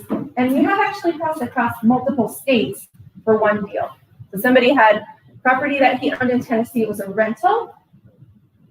He didn't have a mortgage. We always have to be in first lien position. And it has to be non-owner occupied. And that's, if anybody does a hard money loan on an owner occupied property, it's predatory lending. So we will not do that. But if you're not living in the property, and let's say it's a rental and you own it outright, or your client owns it outright, and they want to pull a cash out, we'll go up to 65% of what it's worth. We just need to see a lease agreement. We need to see current photos. We'll determine the value. And like Hunter said, we're doing that with one of his properties right now. We'll just pull that out and he can use it on the next property. But we can do multiple, like I said. So if there are people that do not want to pay anything, they'll take like 2 or 3 different rentals and one flip that's done and listed, and they'll like leverage all of that so that they can buy a new property without putting any cash down. The one thing that we do is typically we don't charge any points, and it's a 6-month term with the option to extend, but there's no prepayment penalty. And there are some hard money lenders that will charge you a 6-month or 12-month, and you get done in 2 months, which means you did your job right, and you have to pay 6 months interest. So the way that we do it is we annualize the interest. So if you have it for 1 month, and again, the minimum is 1 month of interest. After that, you can pay it off at any time. But if you had it for 1 month and you have a 12% interest rate, you pay like 1.5%. That's it. And that's what Hunter was referring to earlier. So it's really smart. Now, it can be dangerous and it can be costly if you get screwed, like Travis said, and you have some crazy plumbing problem or asbestos, and it takes months and months and months, and you're paying that interest rate. That really does suck. And that's why it's really important to do your due diligence on the front end. Do I have any more? You have just this really cute one. Oh, great.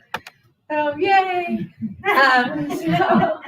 So that was just kind of a real quick overview of hard money, how it works, what we do. We're going to open it up for Q&A. So we've got, like I said, wholesaler, contractor, interior designer, real estate agent, escrow agent, lender. And if you guys have any questions, on Zoom, you can type them in, I think. Let us know. But if anyone has any questions, we're happy to answer. I have a question for you. When you said 80% of current value, that's different than purchase price. That's right. Yeah, so that's a big deal. So when you have it for, like most lenders are getting 80% purchase price, but if you have it at a cheaper price and you're getting 80% of the current value, you might be getting 90%. The only kicker is we require a minimum of 20% down, even if you're getting a killer deal. Even if your grandma's selling to you $100,000, you still have to put 20% down. That's just because we want you to have skin in the game. But thank you for clarifying that. Yeah. Yeah, no, that would be awesome, right? That would be really cool. Anybody questions? Everyone's tired. Their drinks kicked in. Nobody? I have more questions. You have more questions? Questions? You were talking about, you touched on the foundation stuff a little bit. So I was looking at one you said today that I think of mine. The front of the house was built in the 60s, I think, or 70s. It was weird, but it was on a pyramid foundation, and then there was an addition in the back. So it wasn't on a slab. And the addition in the back was on, I can't see it, but I took pictures of it because they had cinder blocks, so it wasn't concrete. And then I don't think there were any I don't think anything was piers in the ground. And then it had beams going across this way, and then beams going across those beams going that way. And it's weird. I'd never seen that. And I was walking on it, and it seemed way more sturdy than the original. But I'm like, this can't be No, so I don't know. No, so that's a girder, and then you have the floor to it. So, we have Arizona rooms here a lot, and people, they walk out their slider and they look at the cement and they say, this is a great permanent room, no permit needed, right? So they make it a room. So what it sounds like they did is they kind of built their own little thing. You can research and see if there's a permit, more than likely there's stuff. So for a livable space, a livable foundation has to have footers on the outside that are rebar, and then you have to have the right slab on grade that has to be at the right height for all your drainage to make sure the water's going to drain away from the house. So if you do buy a house, you don't do your due diligence and find out that the back room that they call an Arizona room, has a pool table in it, a little tiki bar, it's so cool. City comes out, you've already purchased the property, your skin's in the game, and the city says, no, you can't use that as livable. So to make that livable, you have to tear down the walls, cut the footings in, and rebuild it. Oops. So situations like that, always check the county assessors, look for permits, look for an overview of what they're calling the livable square footage. Because sometimes it's different. We actually had an issue. We went down, we saw a house, cute areas, actually downtown, and turns out that the people that bought it, they just looked on like a Google Earth or something like that. So what they were trying to sell was the square footage under the roof. They never visited the property. We visited the property, walked out, and it's this cute little house and patios all the way around. So it's all the roof. Yeah. So they're trying to sell the whole thing as livable square footage. So we do our due diligence, we look, on the assessors, the county assessors website, and it's only like 850 square feet. And they're trying to sell this thing like 16 plus 100 square feet, and they want a premium for price per square foot. So we said, well, no, by the way, do you know what you have? They didn't, had no clue. So they didn't do their due diligence, and now they're pretty much holding back. They overpaid way too much. The people that left, they said, yeah, we had a great day. But if you don't do that homework before, you can really get stuck. And so a foundation like that, anytime you see up here, you can go down to Home Depot and pay it for $10. More than likely, it didn't go through an architect, it didn't go through a permitting process, and it may just be illegal, where you would have to then assume it and tear it down. And don't just check the county assessor too. I've made that mistake before. The assessor, they're taxing you at a certain square footage. Doesn't mean that it's permanent. There's 90% of investors think that that's. Yeah, a quick story about this. So they reassessed a house village, and the taxes went up. And their reason was they did a Google Earth and they said, well, we did an addition. It didn't tell us. And so we went back and said, no, it's just still a big patio. That's okay. So yes, there's a lot of Google Earth things going on. Yeah. They'll do a fly-by or drive-by tax assessment. So you want to check the permits being pulled. Yes. Because And if it is permits all the way through, they're all going to be there. They don't go away. same thing you talked about. I saw that in South Phoenix. I'm like, the whole first 800 square feet of the house doesn't exist. Yeah. It's just a slab here.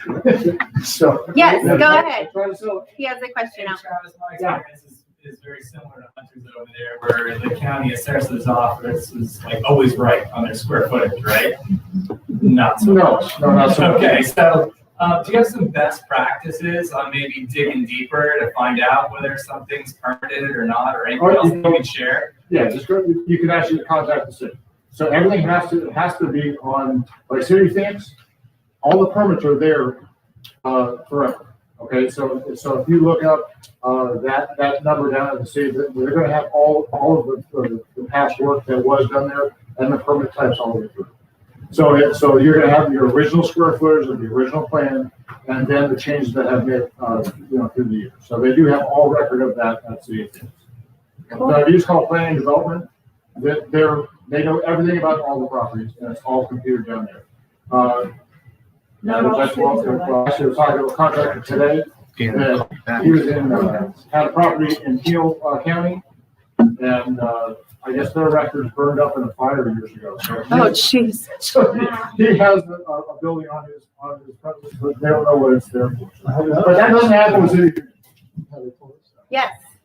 I'm not a real estate agent. I'm actually just hanging out with my real estate agent here as a new resident of Arizona. So kind of two questions. When will the market calm down? That's a great. We all want to know that. And number two, kind of looking at that auction deal. I don't know what that would transpire. We actually sold in Georgia. We came back with some equity. Would like to look into that, but I'm a little afraid of like $10,000. Yeah. You know, you don't get it type of Yep. thing. I've Yeah. got the $10,000, but I don't want to lose the $10,000. No, nobody does. Yeah, the auction.com actually go on their website, and as soon as things start opening up a little bit more, they'll have free workshops. And they have, sometimes I sponsor them.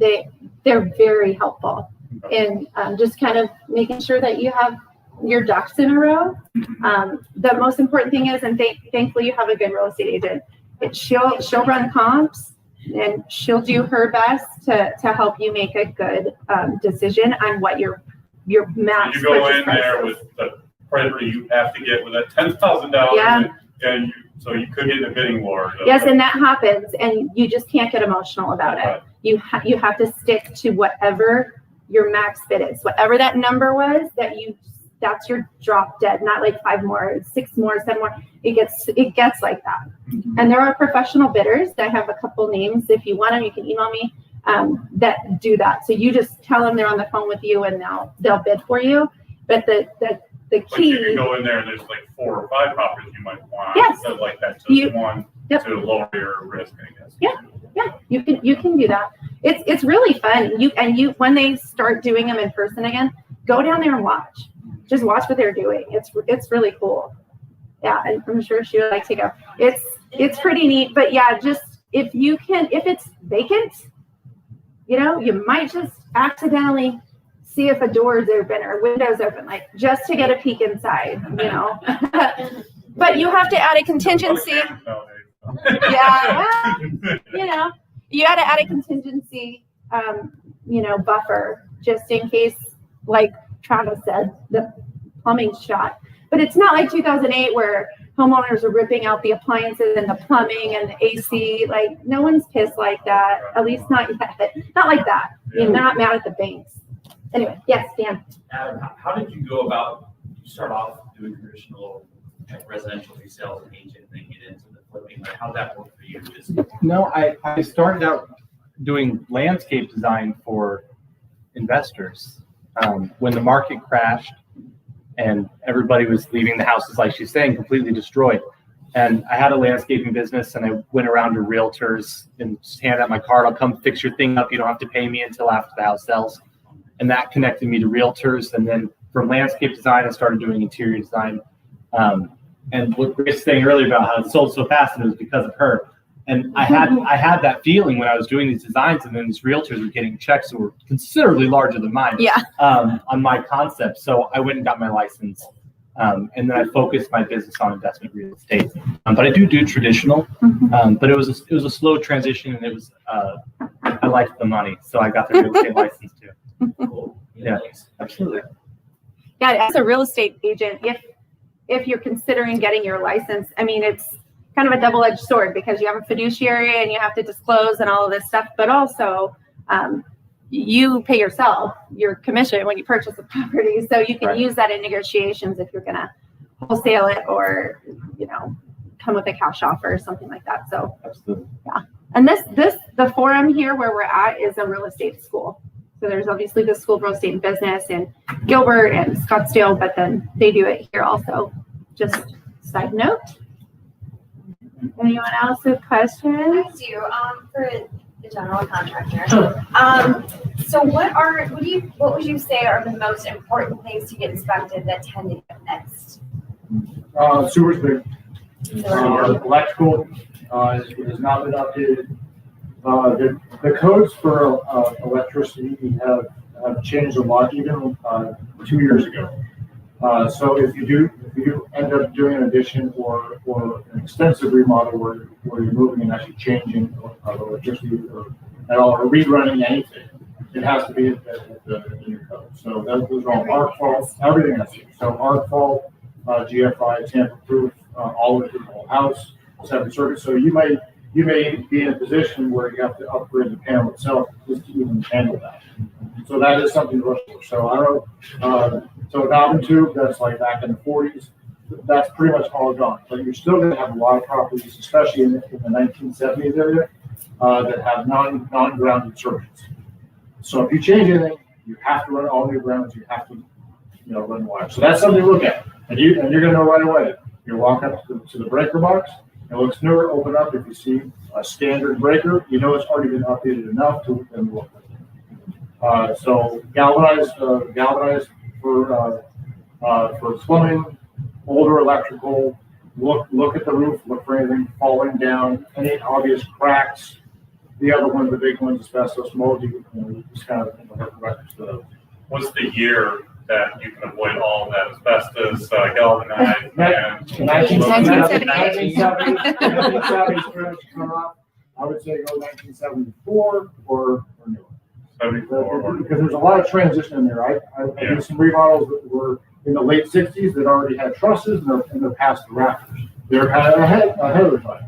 And there's early 70s, they're still kind of building the old way. So it takes a long time for some contractors to take on the new ways until the municipalities say you have to do that. So I would say 1975 to be very cautious. Can I add one thing about the sewers? Sure. Because everything I do is downtown, so, everybody has galvanized. Right. Yes. The city of Phoenix has a program. It's called Service Line Warranties. It's incredible. It's $5 a month. It covers you from the main line all the way up to the house. And if you purchase this service line warranty, and I do purchase it for my buyers, let's say the sewer's not terrible, but it's going to go at some point.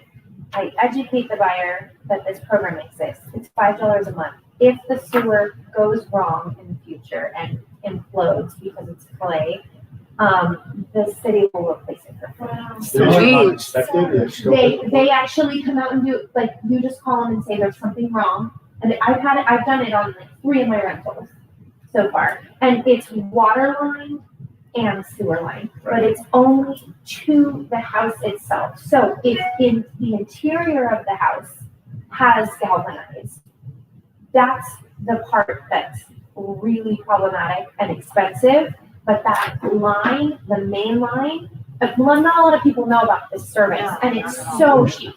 Yeah. And so I educate every single person. It's called Service Line Warranty. Just Google it. It's in the city of Tempe. Yeah, it's the city of Tempe as well, and it's totally worth the money. Like, I build into contracts sometimes where I pay the first year for my buyer, and it's $86. Done. That's amazing. Yeah. No, the house I just showed you, the sewer was iffy. So they were like, we want 11 grand for the sewer. And I was like, well, it works. I saw the scope. I will credit you for a service line warranty. The buyer's agent was from Mesa. He didn't even know about this program. So Is happy it buyer. just in Phoenix and Tempe? Do you know if it's in other I cities? don't know, but it's an incredible program. And it's there to protect homeowners. And it's there to encourage buyers to not be scared of historic neighborhoods. So it's totally worth it. I had a galvanized line, main line that we were scoping, the metal was gone, so the whole bottom track was just dirt. So it's, Below here. yeah, Yeah. but that program is great. It is on the outside of the house. Yes. So I would say if you guys are gonna get into some crazy awesome project and you're gonna change, bathrooms, add a kitchen, move that, if you're going that extensive, cut and put in new ABS. Done. It's no question. Yeah. You don't want to boot into an old pipe like that just to save a couple bucks. Replumb the whole. Ethical contractors will not do that. Replumb the whole They thing. won't do it. What does it typically cost, out of curiosity? I mean, I guess it depends on the size. It depends on the size, but so plumbers they charge all different ways. Some people will go per fitting. So you have your shower and then your faucet. So they'll add up $950 per, and then let's say that's your whole thing. So your whole house trimmed out and replumbed, 18 grand. Okay. It might be that simple, and then they kind of assume all the nitty gritty stuff that has to happen that they don't know because they've been doing it so long. It makes sense. So Sorry. Okay. Yes. What form of contract are most wholesalers using, and is there ever a inspection? Wholesalers, there, you're gonna get like 0.01% whenever you do an inspection.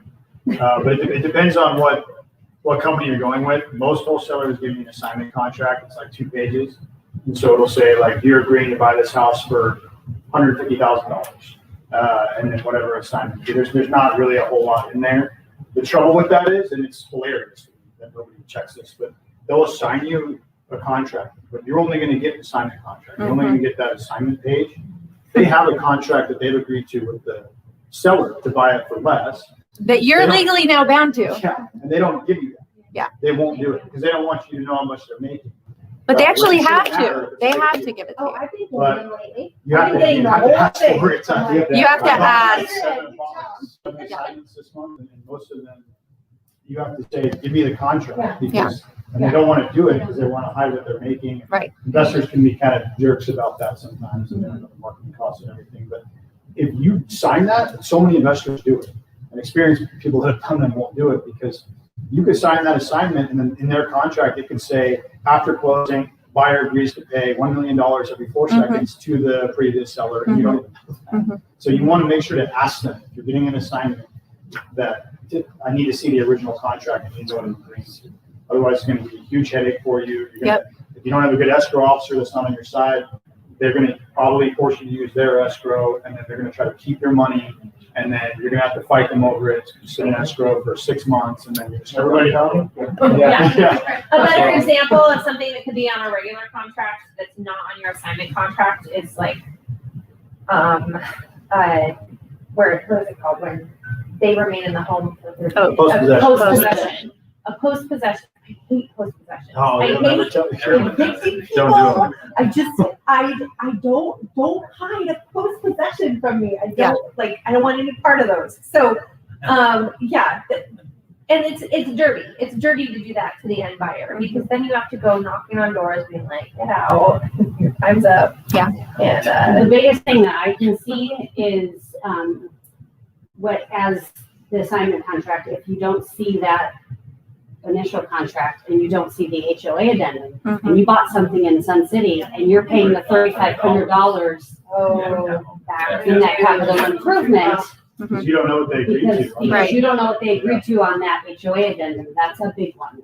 And we typically use the AAR contract. So like if we sell a house, I'm a broker. So most of the time we close on it and then we sell it to you in a separate closing. Sometimes it's 2 weeks later, like we had a post-possession deal. It was a tenant type of thing. So but it was the owner. It was weird. I just evicted them, waited, told my buyer, you can back out if you want, or you can get a first right of refusal to buy it when I evict the person. I evicted them, he waited it out, good for him, because I would have sold a lot more money after the 3 months. But, so we typically use the AR contract, because you want to make sure that you're covered in there. But There's tons of wholesalers though that aren't licensed and they don't use an AAR contract, and they're just, you can literally go online and print out a contract. You can write it up yourself. I mean, and people do that, and you are signing an assignment agreement. They're assigning the original contract. You're bound to every term in that contract, whether you're paying all the closing costs, there's a post-possession. It really is important to see that. If for nothing else, to see what kind of an assignment fee there is. You know, I mean, I wholesaled for 3 years, and I wanted them to know what I was getting. Like, I found you this property, you're happy, I'm happy. I'm not going to hide it from you. I'm not making $70,000. I mean, I wouldn't, if I did that, then there would be no money left for anybody else. So it's really important to have a credible wholesaler like Hunter. It is a big deal. There's some out there that aren't so much. So, yeah. they have to leave meat on the bone. Yep. They don't. What's the point? Yeah. And you can just ask them if there's any room.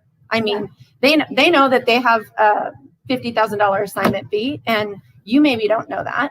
And if you're like scrounging to find 30 grand and he's making 50, you can just ask him, is there room? I mean, how much are you making?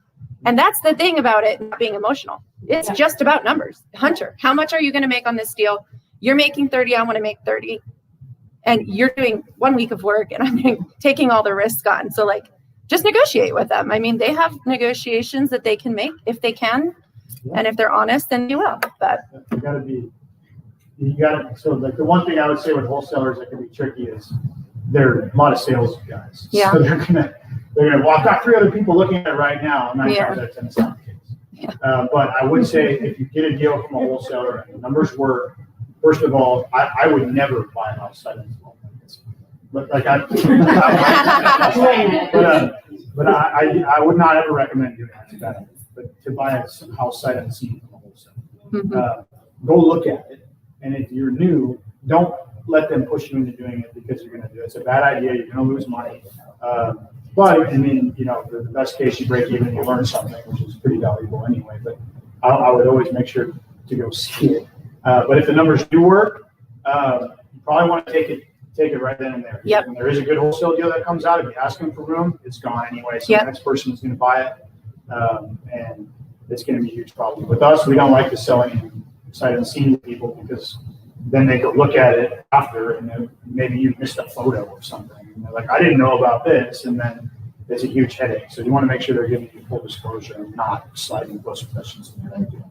And check their ARVs, because a lot of wholesalers send those blasts out, they inflate the ARV and they put all these comps on there. You're like, wow, you know, send it to your realtor. Have her take another look at it just to make sure that ARV is actually doable. And then, you know, do you have to put in an $8,000 door? Can you put in a $400 door? You know, run those comps, make sure that you're doing your due diligence. But if you get a blast and it looks good and you've run comps in this market, and it was like this years ago, but it's even harder now. You call the wholesaler. I want to look at it. Bring your contractor with you. Bring him with you. Bring your partner with you. Walk the property. If you want it, sign it and get your earnest money. And like, there's no time to wait. They're like, well, let me have my husband come by later. Well, you're not going to get it. You gotta go at 5 a.m. No. 11 p.m. Yeah. It's crazy, but there's not a lot of good deals out there. Yep. You get on a bunch of lists of a lot of recycled properties. Yeah. You try to make sure that whoever has it is the one that has the contract. That's right. You don't want remarketing of, if you're buying it from us and we bought it from them and they bought it from them, 90% of the time, if there's 2 hands in the pot before you get it, it doesn't make sense. No. So, right. Or you'll tell them you want it, and you go out and you go see the house, and then you say, I want it, and then let me check with my partner, and then you go to call them, and then they ask the other person if they still have it. Yeah. And you just ask them, do you have the contract? Yeah. Because some wholesalers will blast out other people's deals. They don't even have it under assignment. They have nothing. That's It is rampant right now. Yeah. It's Today, awful. I got 4 emails for the same house because they know it's in the neighborhood I buy. 4 different prices. No. Finally, I called my favorite wholesaler and I was like, whose deal is this? Yeah. That's awful. And it was a spread of $30,000. Ridiculous. Like, between all of the assignments. It's ridiculous. So. Yeah. But that brings it full circle to what Renette first said, which is build your team. Build your people that you trust, that you can call, that you know are going to give it to you straight. Like the contractor that's not going to sugarcoat anything because he really needs your business. He's going to be like, look, we've done a lot of properties together. Don't buy this. Yeah. Right? That's the chamber. That is- They'll come and say, can I do this for 20? Absolutely. No. Then it's 40. Oh, guess what? That was a chamber. Price isn't everything with contractors. I just had a contractor tell me, my contractor told me it was $38,000 for a house. And I'm on the phone with them like, this is 60. You're just going to dump, once you open the wall, you're going to tell me it's 60. So, I've seen a lot of people go with the contractor that gives them the cheapest price. I mean, depending on where you're at, you don't want to go with the most expensive, but if you go with the cheapest and you get like 5 bids, you're not going to be looking good. They're going to tell you that, well, I didn't know you wanted this, or, well, now that we opened the wall, we saw this. You've already given them half the money up front. Most of the time. I didn't know we needed engineering. The That adage wasn't in is mine, yeah. the adage is time, price, quality. I think 2. That's what you get with a contractor. And if you're new, take a couple. Yeah. I mean, right now they're not easy to find because they're all busy. But if you aren't sure and you don't know if Travis is a good guy or what, and he's willing to meet you out there, well, see if you can have another guy meet you at the same time. Get a bid from both of them. Hear what they're both saying. At least you're learning and you're getting a feel for them. On that, a good contractor is never gonna be scared to go there when another contractor is there. Right. If you're proud of what you do, you're not gonna hide it. Yeah. You know, Exactly. And so the contact that I'm making, it's like, hey, you're another good contact, that's great. Yeah. And so, I mean, what you're hearing up here is very, very true. This business altogether is built on relationships. Yep.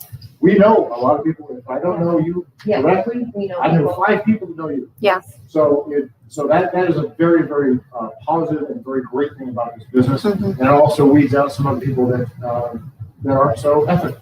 Yeah, absolutely. And Phoenix is a small town, so if you do someone dirty, Oh, yeah. like, good luck. Yeah. Because everybody's gonna know about it. Yeah. Oh, yeah. It's a small town, yeah. Can I get those names, numbers? Because bad people know. Already a lot of. Most of them are. You're gonna find out real quick. Sometimes people put it in Facebook. Yeah, oh yeah, that's true, they blast Crazy them, girl too. yeah. The Phoenix takes them click through. Yeah, yeah. Relationships are key to, I would say that there's a lot of people up here that have a lot of knowledge, realtor, escrow, staging, even I didn't know you did staging. Yeah. I think that's the big Call me. deal. That's a really big deal, the way that she structures that contractor. So you want to take advantage of that because it's about knowing the people and everyone, you can hear them, you know what they're doing. And it makes a big difference. Carrie called me at 4:54 p.m. on Saturday from her office. Working on escrow. She's there at 10:20 that night. So, I do actually want to share something that happened that brought me to what we're talking about here. So Hunter had a property that it was an A and B file. So A and B double escrow means that obviously he's purchasing the property. He's going to technically own it for about the 1.5 minutes that it's going to take for the next deed to record. Okay.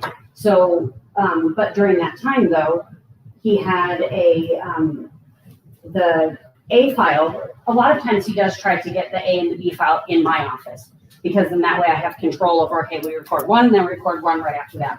Occasionally there are times when the A file is in another office and I have his B file. So we did have one that happened, but it happened to be on a Friday right before a holiday weekend. So any escrow officer that doesn't do investment properties wouldn't have known that I was on the phone with the title company from the A file. Have you recorded yet? Have you recorded yet? Because I can't release my recording until that one is recorded because they have to record, mine has to record second. I literally got recording confirmation. Mine read 5:00 on the dot. And that meant to him that he then didn't own that property over the weekend, that he didn't have to insure it and worry about that property over the weekend. So those are things that some escrow officers, well, I haven't heard from the other title company. I don't know if it recorded, but I know the importance of that. Mm-hmm.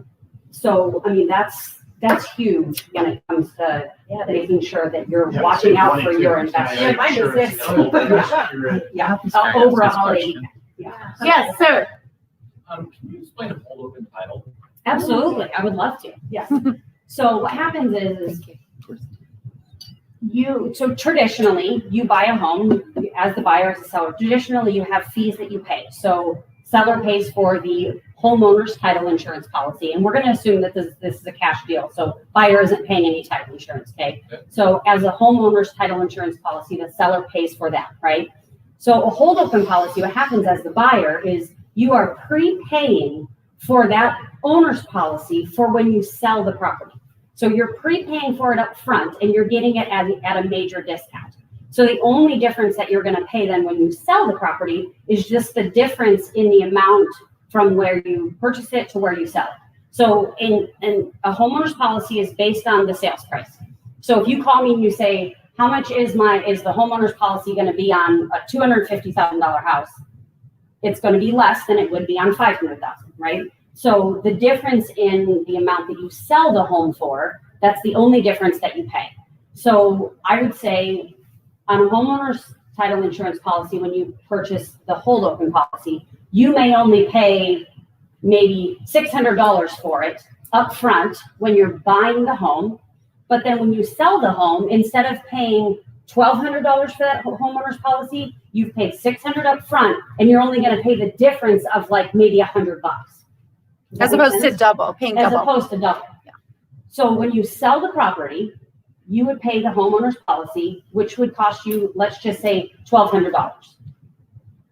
Now you've paid $600 of it upfront, and you're only paying the difference in that policy when you sell. So you're saving almost half in the homeowner's policy when you sell. You should Yeah, do it when it you is flip huge. houses. It Yes. saves you. It saves you so much money. And the good thing is that, you know, part of the reason why we do that is because, you know, you're going to end up, so let's just say that you have this deal with me. I'm going to have hold open on this, and I'm going to hold on to that file. And when you sell that home, you're going to call me up and you're going to say, okay, I have a buyer. Now I'm going to sell the home. So you're coming back to me. I already have the file. I already have everything. I already have the lender information. I already have all of that already done. So now it's easy to just move forward with just the sale of it then at that point. And then you save a ton of money. It's not just a title policy too, because if she's already done that first transaction for you, then what are you not gonna pay? The extra work.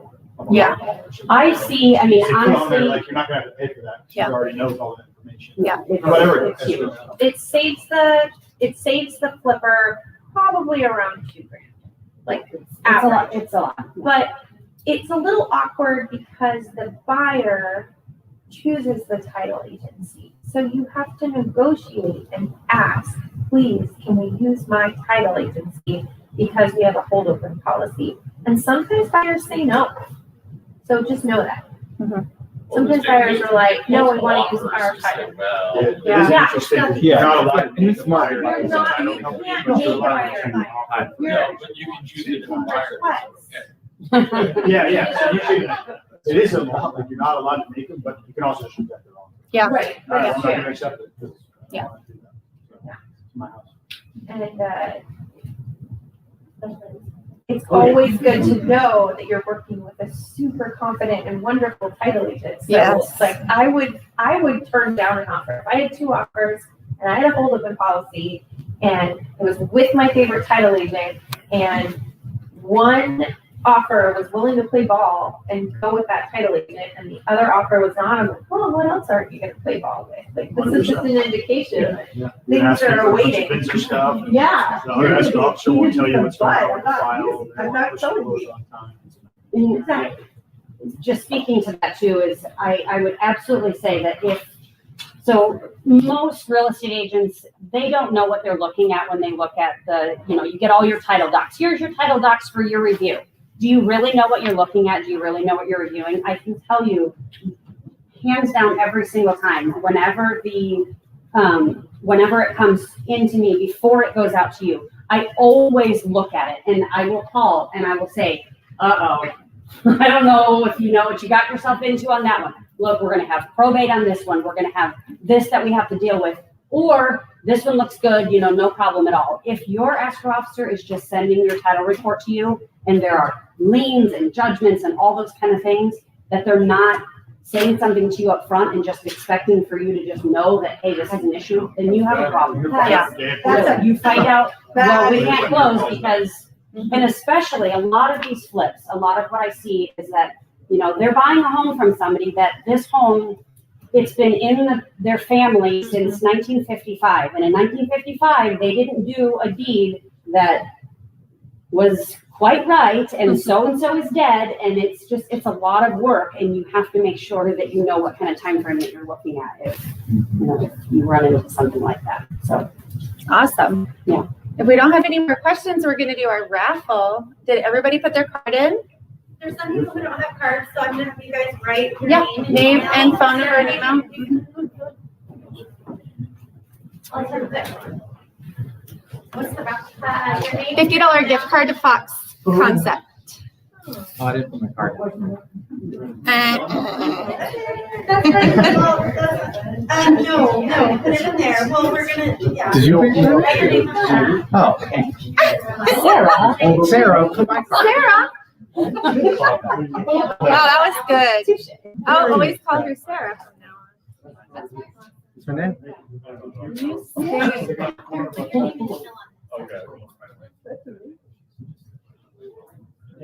If anybody wants a copy of anything from today or wants to perform or has questions, just email me and I can get you in contact with whomever.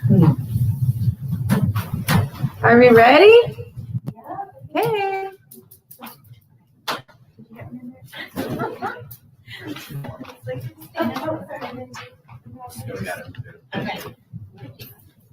All right. $50, Fox Restaurant. Get you one cocktail. Who do I have here? Jamie Rosen. Oh my gosh.